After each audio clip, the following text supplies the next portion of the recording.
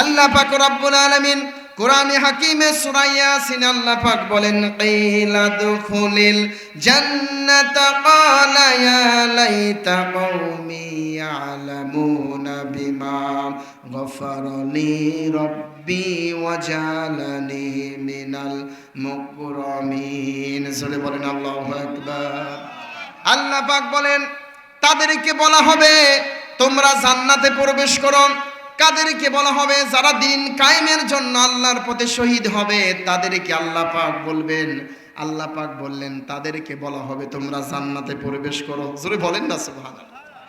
যারা আল্লাহর পথে শহীদ হবে তাদেরকে কিয়ামতের দিবসে আল্লাহ পাক বললেন তাদেরকে বলা হবে তোমরা জান্নাতে প্রবেশ করো, কোনো হিসাব লাগবে না, বিনা হিসাবে জান্নাতে যাবে। জোরে বলেন সুবহানাল্লাহ। আল্লাহ পাক বললেন, কিলা দুখুলিল জান্নাতা ক্বালা ইয়া লাইতা কওমি ইয়ালামুনা বিমা গফারালি রব্বি ওয়াজআলানি মিনাল মুকরামিন। তাদেরকে বলা হবে তোমরা জান্নাতে প্রবেশ করো। তারা জান্নাতে যাবে এবং তারা আফসোস করবে, হায় আল্লাহ, যদি আমাদের কওমের লোকেরা জানতে পারতো আজকে আল্লাহ পাক রব্বুল আলামিন কিসের বিনিময়ে জান্নাতে দিচ্ছে। জোরে বলেন সুবহানাল্লাহ। তারে কতই না ভালো হতো, আমার আত্মীয় স্বজন আমার কওমের লোকেরা যদি জানতে পারতো তাহলে কতই না ভালো হতো যে আজকে কি কারণে কিসের জন্য আল্লাহ পাক রব্বুল আলামিন আমাদেরকে জান্নাতে দিচ্ছে। জোরে বলেন না সুবহানাল্লাহ।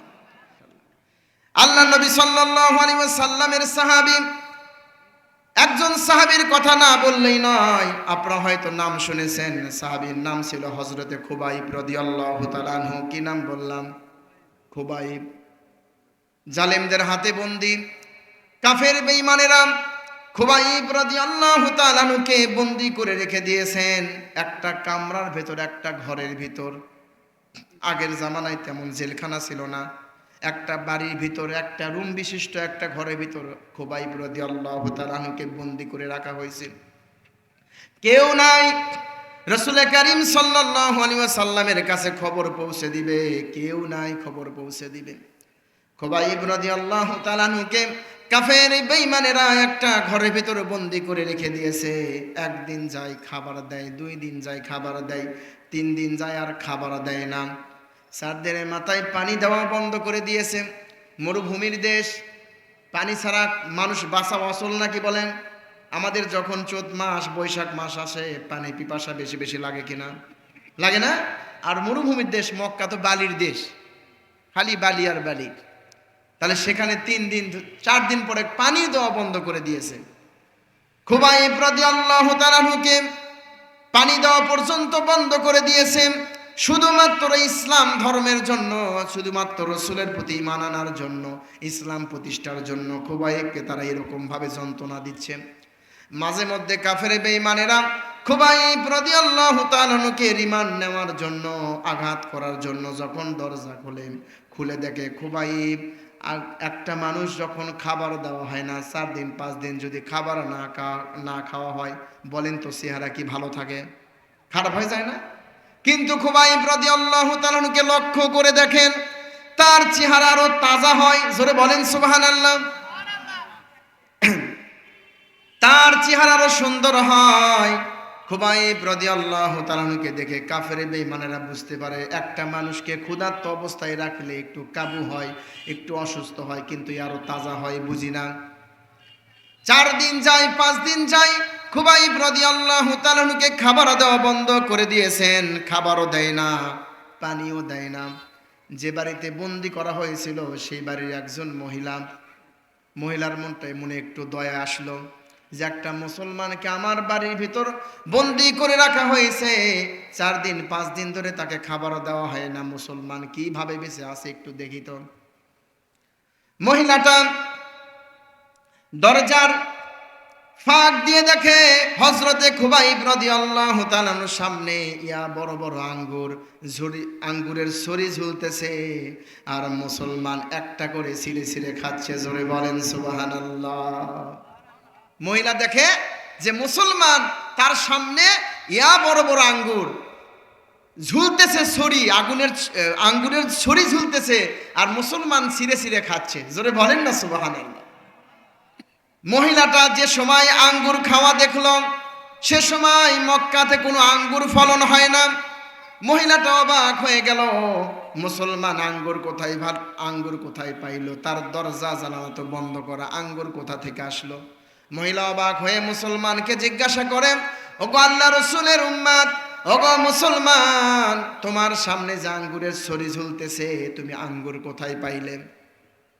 হযরতে খুবাইব রাদিয়াল্লাহু তাআলা বললেন, ওগো মা, আল্লাহ পাক রব্বুল আলামিনের প্রতি ঈমান এনেছি, যে নবীর প্রতি ঈমান এনেছি, সে আল্লাহ পাক রব্বুল আলামিন জান্নাত থেকে আমাকে আঙ্গুর খাওয়ায়। জোরে বলেন সুবহানাল্লাহ। জান্নাত থেকে আমাকে আঙ্গুর খাওয়ায়। আমি যে রব্বুল আলামিনের প্রতি কি এনেছি? ঈমান এনেছি। যে আল্লাহকে বিশ্বাস করেছি, যে রাসূলের প্রতি ঈমান এনেছি, সেই আল্লাহ পাক রব্বুল আলামিন জান্নাত থেকে আমাকে আঙ্গুর খাওয়ায়। হযরতে খুবাইব রাদিয়াল্লাহু তাআলা যখন মহিলাকে এই কথা বলল, মহিলা বলল, তোমার আল্লাহকে কি দেখা যায়? খুবাইব বলল, আমার আল্লাহকে দেখা যায় না, আমার আল্লাহর কথাও শোনা যায় না, কিন্তু আমাদের নবী সাল্লাল্লাহু আলাইহি ওয়াসাল্লাম বলেছেন আল্লাহ একজন। জোরে বলেন কয়জন? আমাদের মালিক কয়জন? জোরে বলেন কয়জন? অনেকেই কথা বলতেছেন না, সকলে বলেন মালিক কয়জন? হযরতে খুবাইব রাদিয়াল্লাহু তাআলা 7 দিনের মাথায় মহিলাটা এইবার খুবাইব রাদিয়াল্লাহু তাআলা দরজা একটু ফাঁক দিয়ে তার নিজের সন্তানকে ঘরের ভিতর পাঠিয়ে দিলেন, যে আমার সন্তান একটু আঙ্গুর খাক, আমিও তো গরিব মানুষ।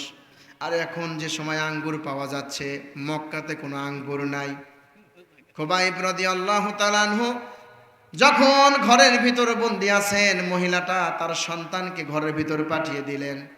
হযরতে খুবাইব রাদিয়াল্লাহু তাআলা নিজেও আঙ্গুর খায়, মহিলার সন্তানকেও খাওয়ায়। জোরে বলেন সুবহানাল্লাহ। 8 দিনের মাথায় মুসলমানরা সিদ্ধান্ত নিল খুবাইবকে হত্যা করা হবে। খুবাইবকে আর বেঁচে রাখা যাবে না, অতি শীঘ্রই আমরা তাকে হত্যা করব, অতি শীঘ্রই আমরা তাকে দুনিয়ার থেকে বিদায় করে দিব। সবাই সিদ্ধান্ত নিল খুবাইবকে হত্যা করা হবে। রাসূল কারীম সাল্লাল্লাহু আলাইহি ওয়াসাল্লামের কাছে খবর দেওয়ার মতো কেউ নাই। 8 দিনের মাথায় হযরতে খুবাইব রাদিয়াল্লাহু তাআলা মহিলাটার কাছে একটা খুর চাইলো, যে ওগো মা, আমাকে একটা খুর দাও, আমার একটু নখের চারাগুলো কাটবো। মহিলাটা তার সন্তানের মাধ্যমে খুবাইব রাদিয়াল্লাহু তাআলার কাছে খুর পাঠিয়ে দিলেন। মহিলাটা যখন সন্তানকে ভিতরে দিলেন, মহিলার ভিতর ভয় আসলো, আমরা তো আজকে মুসলমানকে হত্যা করব, আর এখন আমার সন্তানকে তার কাছে পাঠিয়ে দিয়েছি, হয়তো আমার সন্তানকে আঘাত করতে পারে। খুবাইব রাদিয়াল্লাহু তাআলা মহিলাকে লক্ষ্য করে বলল, গো মা, তোমার কোনো ভয়ের দরকার নাই, তুমি কোনো ভয় করো না, আমরা মুসলমান কারো দুর্বল জায়গায় আঘাত করি না। জোরে বলেন সুবহানাল্লাহ। আমরা কারো দুর্বল জায়গায় কি করি না? আঘাত করি না।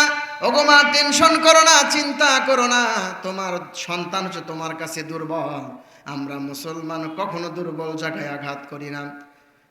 যেই দিন খুবাইব রাদিয়াল্লাহু তাআলাকে হত্যা করা হবে, কাফের বেঈমানেরা এলাকার ভিতর ঘোষণা দিল, আজকে একজন মুসলমানকে হত্যা করা হবে, একজন মুসলমানকে দুনিয়ার থেকে বিদায় করে দেওয়া হবে।